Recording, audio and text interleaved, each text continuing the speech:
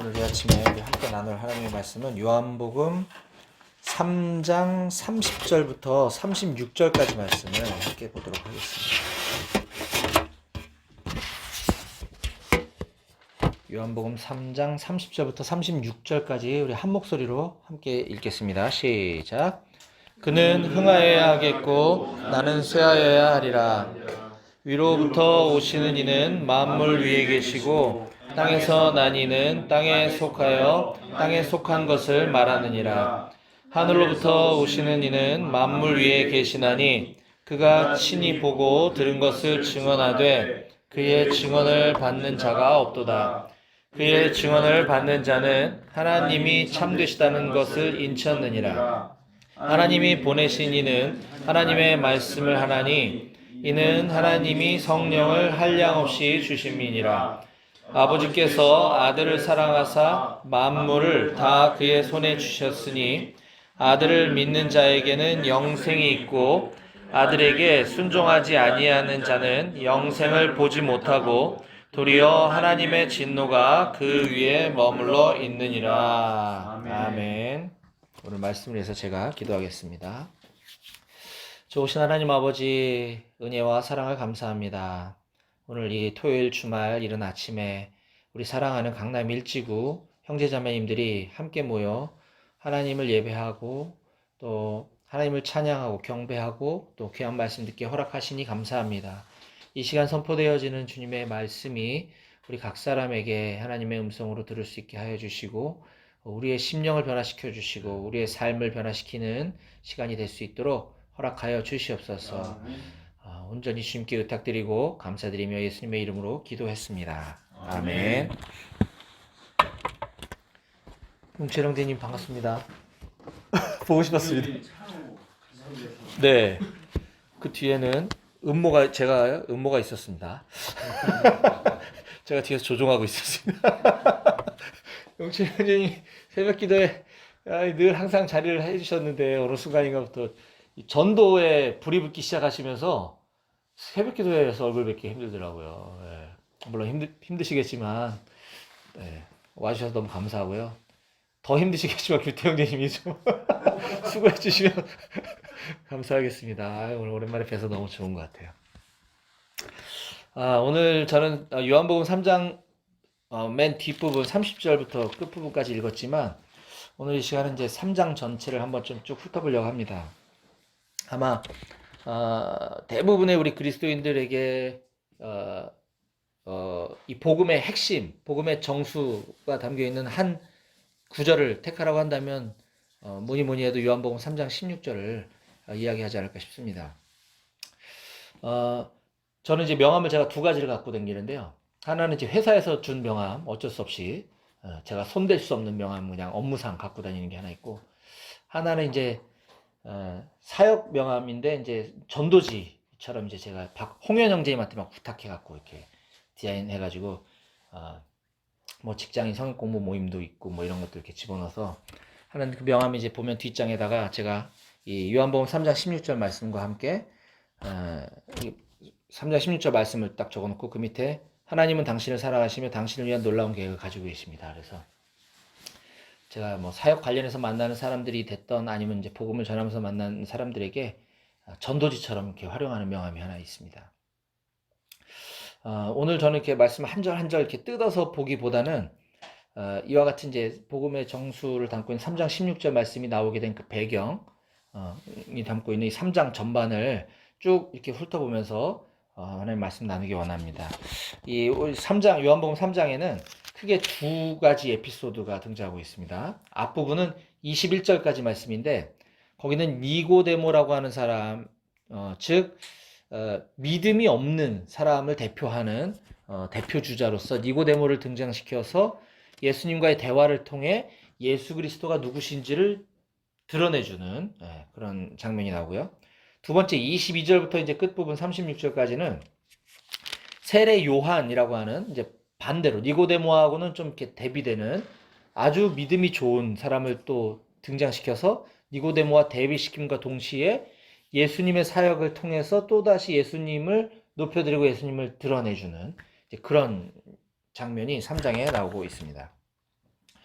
그래서 이제 앞부분에 나오는 유대인의 관원이라고 이야기하는 니고데모라고 하는 사람이 주변 사람들을 의식하고 자기 사회적 지위와 위치를 이제 의식한 결과 예수님을 밤에 몰래 찾아와서 진리에 대해서 같이 이렇게 이야기를 나누는 장면이 앞부분에 나오고 있습니다. 그래서 2절에 보면 우리가 잘 아는 것처럼 그가 밤에 예수께 왔다 이렇게 하면서 특별히 밤에 왔다라고 하는 장면을 요한은 강조하고 있음을 알 수 있습니다.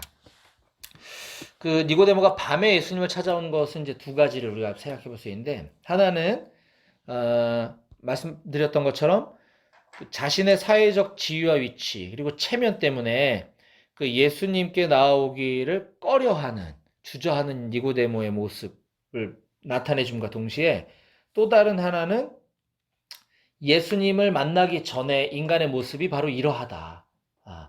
빛보다는 어둠을 찾는 이런 어둠의, 그러니까 빛과 대비되는 어둠에 속하여 살아갈 수밖에 없는 삶이었다. 니고데모뿐만 아니라 니고데모가 지금 아직 믿음이 생기기 전의 모습이니까 우리들도 마찬가지 예수님을 만나기 전의 삶의 모습이 그러하지 않았는가라고 이제 볼 수 있겠습니다.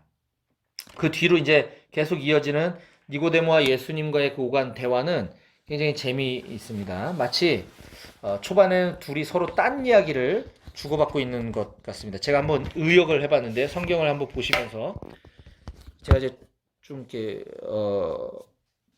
2절을 한번 보겠습니다. 2절. 저는 이제 이렇게 읽었습니다. 예수 선생님, 니고데모가 하는 얘기죠.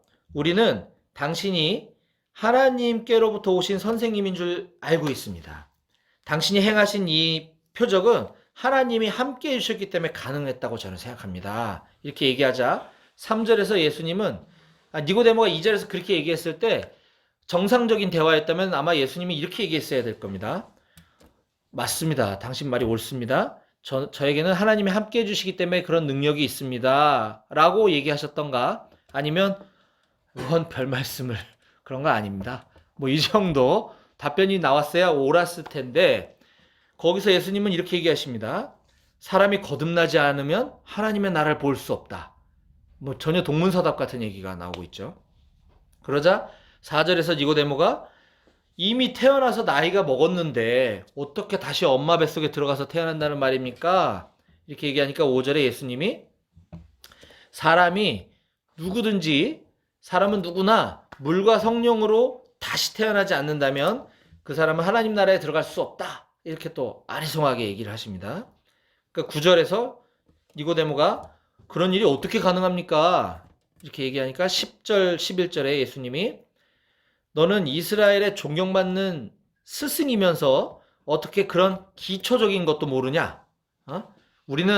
나는 아는 것만을 이야기하고 본 것만을 이야기한다.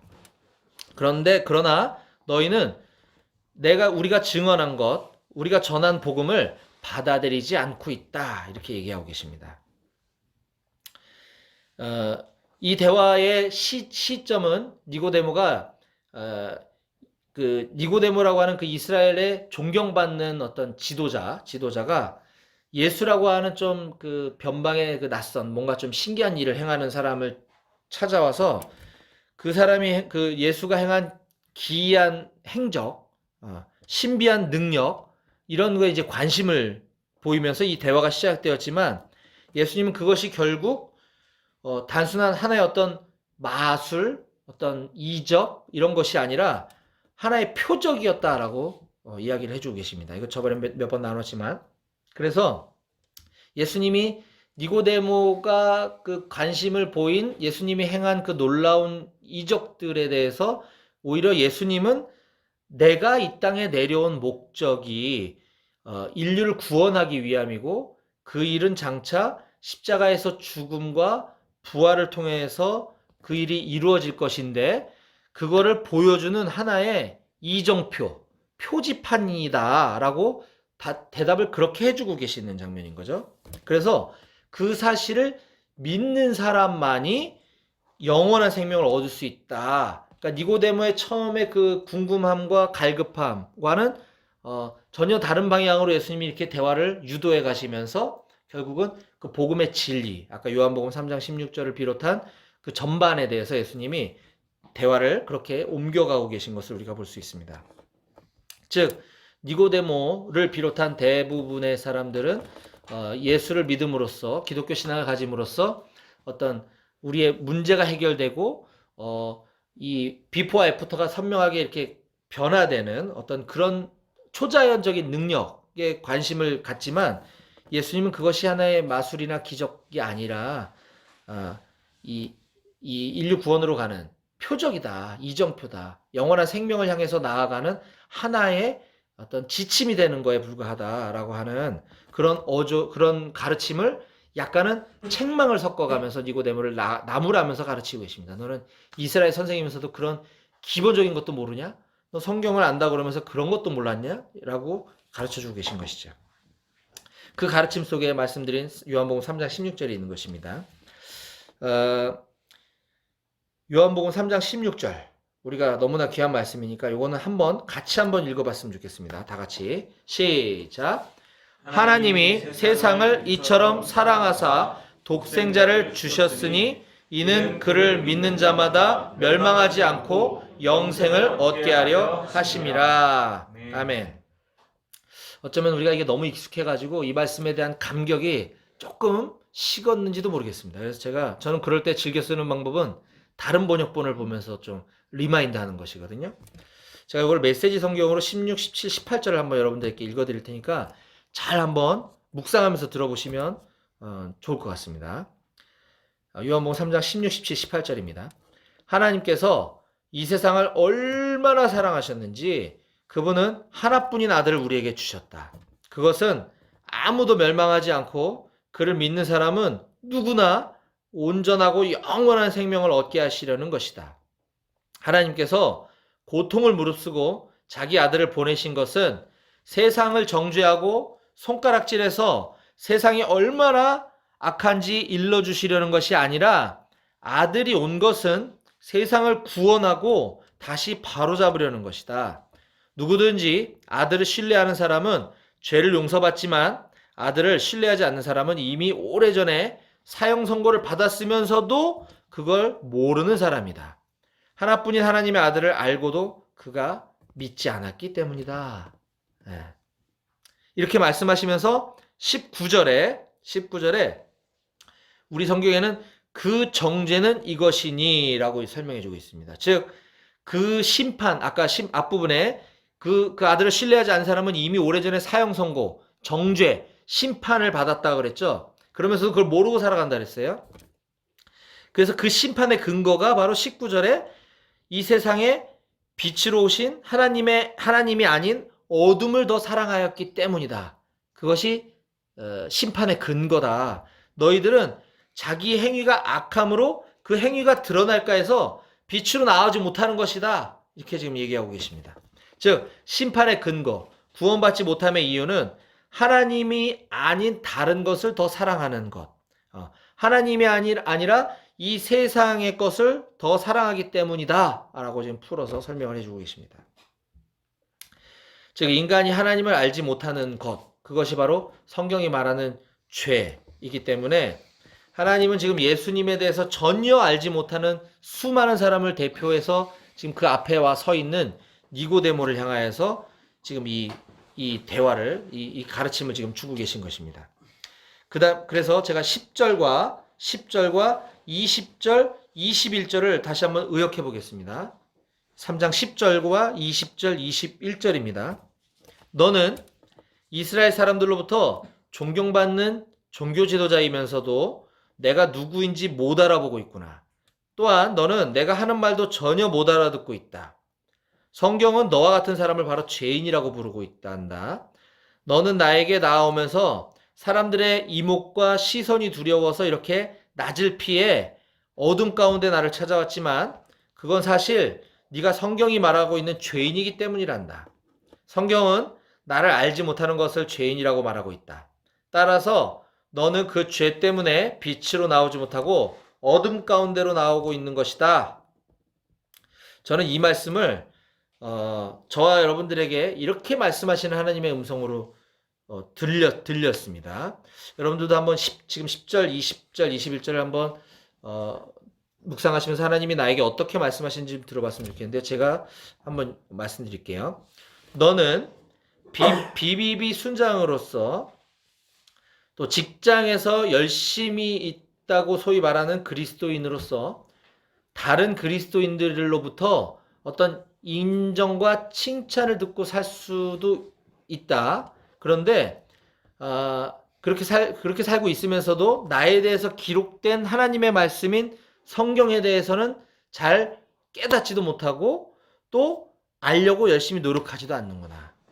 너는 내 주변에 있는 저 죽어가는 영혼들을 향해 빛 가운데로 나가지 못하고 어둠 가운데서 주저주저하고 있구나.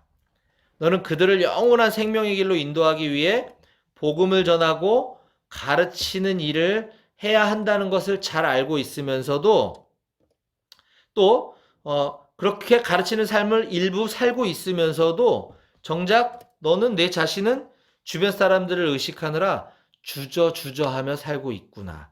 나는 네가 하나님의 뜻을 따라 살고 있다는 것을 나타내기 위해 빛 가운데로 나오기를 원하고 있단다. 아멘.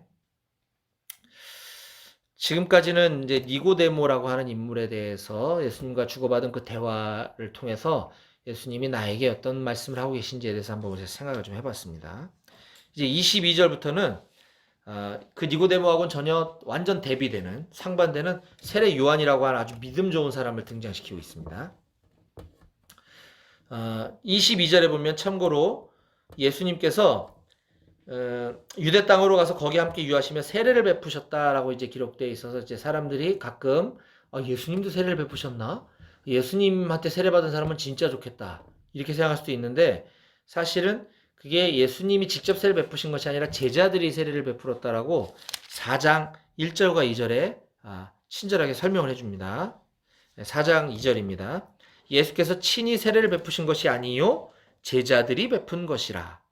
어쨌든 예수님이 직접 베푼 건 아니지만 예수님의 제자들이 그 지금 세례 요한의 직업 사역은 세례 베푸는 일이죠. 어쨌든 세례 요한이니까. 근데 세례 요한이 사역하고 있는 그 근처에서 예수님도 제자들과 함께 세례를 베풀고 계셨다라는 것입니다. 이게 참 재밌는데 방금 말씀 세례 요한의 핵심 사역은 세례 주는 일이잖아요. 근데 굳이 그 근처 23절에 보면 요한도 살렘 가까운 에논에서 세례를 베푸니 거기 물이 많음이라. 그러므로 사람들이 와서 세례를 받더라라고 하면서 그 앞에 22절에 예수님이 그 인근에서 세례를 베푸는 사역을 하고 계셨다라고 지금 기록을 하고 있죠. 묘한 뉘앙스가 좀 긴장감이 느껴집니다. 근데 24절에 보면 뜬금없이 요한이 아직 옥에 갇히지 아니하였다. 전혀 앞뒤 안 맞는 것 같은 얘기가 지금 나오고 있어요. 이미 저 뒤에 요한이 옥에 갇혔다는 걸 마치 알면서 과거 시점에서 지금 이걸 기록하고 있는 거죠. 이미 요한이 옥에 갇힌 걸 우리는 알고 있어. 근데 그 시절로 돌아가서 아직 지금 예수님이 세례 베풀고 있고 그 장소는 세례 요한이 세례를 주는 곳과 아주 가까운 곳이었어. 근데 요한이 아직 잡혀가지 않았다. 이 얘기는 뭐냐면 22절까지만 보면 마치 이 독자들은 세례 요한이 옥에 갇힌 걸 알고 있기 때문에 세례 요한이 했던 사역을 이어받아서 예수님이 그 근처에서 세례를 주셨나? 라고 생각할까봐 친절하게 그게 아니야. 요한은 아직 옥에 갇히지 않았는데 예수님이 그 인근에서 지금 똑같은 사역을 하고 계신다? 라고 지금 자세하게 설명을 해주고 있는 것입니다. 의도적으로 그렇게 기록을 하고 있는 거죠. 그러면서 알 수 없는 그런 묘한 긴장관계를 고조시킨 다음에 25절과 26절에서 드디어 세례 요한의 제자들로부터 불만이 터져 나오는 장면을 기록해주고 있습니다. 지금 세례 요한의 제자들은 어떤 세상의 성공과 명예를 쫓는 삶이 아니라 하나님의 일을 하고 있는 겁니다. 그렇죠? 사역을 하고 있는 사람들이란 말이에요. 근데 하나님의 일을 하고 있고 세례 요한으로부터 그렇게 많이 들어왔던 예수님, 하나님의 아들이신 그분이 저기서 우리와 같은 사역을 하고 있는데도 불구하고 이 불만이 터져나오고 있는 거죠. 그거는 뭐냐면 내가 하고 있는 이 사역에 대해서 이거를 일로 여기는 거예요. 다른 사람들과 자꾸 비교의식을 하고 있는 거죠. 그러면서 시기하고 있고 질투하고 있다라고 하는 장면인 거죠. 근데 이 제자들에 비해서 세례 요한은 굉장히 영적으로 성숙한 모습을 보여주고 있습니다. 이 장면을 보면서 우리들도 우리 뭐 각자 개인 사역을 하는 우린 직장 선교사들이잖아요. 직장에서 복음도 전하고 양육도 하고 또 공동체 안에서도 하고 혹시라도 정말 내 마음속에 요만큼이라도 다른 순장님과 나 자신을 비교함으로써 내가 부족하다고 느낀다든지 또는 내가 더 낫다고 느낀다든지 라고 한다면 지금 이 요한복음 3장에 나와 있는 요한의 세례 요한의 제자들의 모습과 똑같다고 생각을 합니다.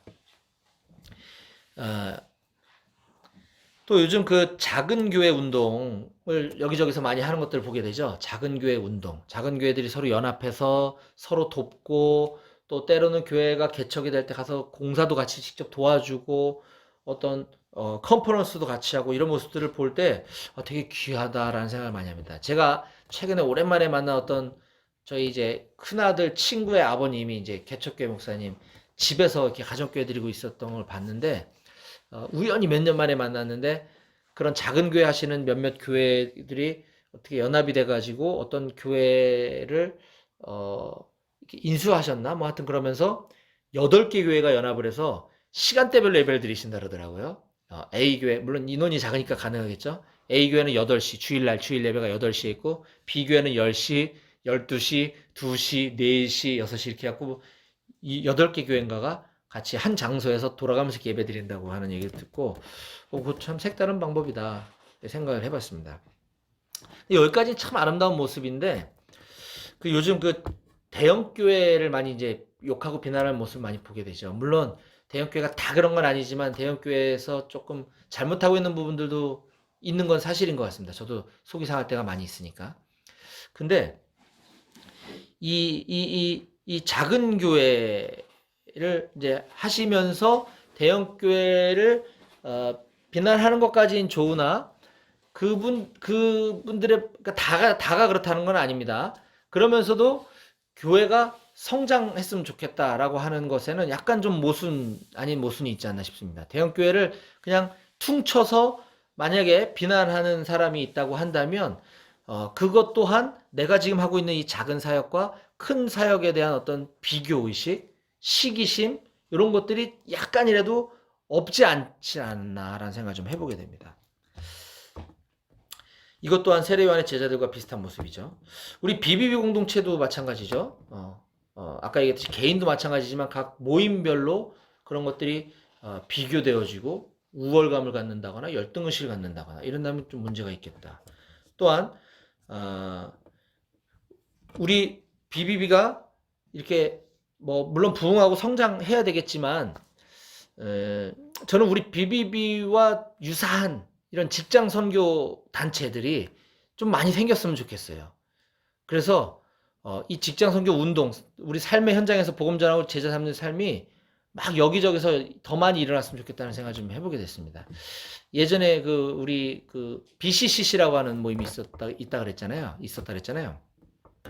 근데 제가 아는 이제 지인분 중에서도 BCCC 중에 가장 큰 모임이 삼성역 모임인가 거기 삼성 모임인가 거기 대표 순장님이셨는데 작년인가 갑자기 책 보따리를 잔뜩 싸두고 미리 물론 저한테 전화하고 책을 주겠다고 하면서 그 옛날 정말 골동품과 같은 제자도에 관한 책 이거를 몇 박스를 갖다가 주는 거예요. 그래서 이거 왜 이제 안 보십니까? 그랬더니 이제 뭐 말하자면 폐업이 됐다는 거죠. 문을 닫았다는 거예요. 그래서 되게 마음이 좀 아프더라고요. 그래서 제가 이 말씀 준비하면서 예전에 제가 홈페이지도 들어가 봤던 기억이 있는데 다시 BCCC를 찾아봤더니 아예 홈페이지도 이제 찾을 수가 없게 되었더라고요. 좀 안타까웠습니다.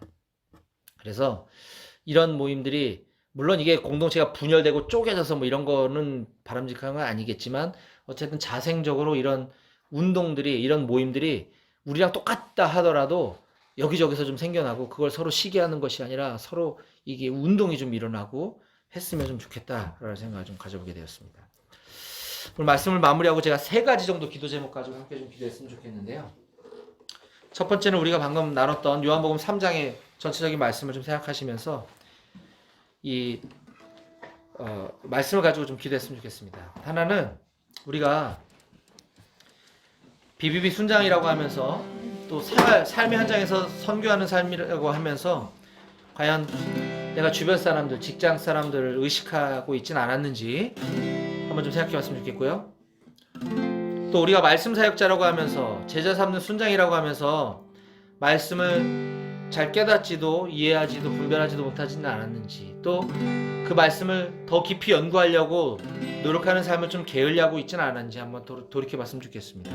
또 두 번째는 니고데모와 또 대비되는 세례 요한의 삶을 보면서 그 세례 요한의 제자들이 보여주었던 그 모습처럼 다른 사람의 사역과 나 자신을 비교하고 있지는 않았는지, 또 내 공동체와 다른 공동체, 또 내 교회와 다른 교회 서로 비교해가며 내 것만 최고라고 여기고 있지는 않았는지 한번 돌이켜보자 그랬습니다.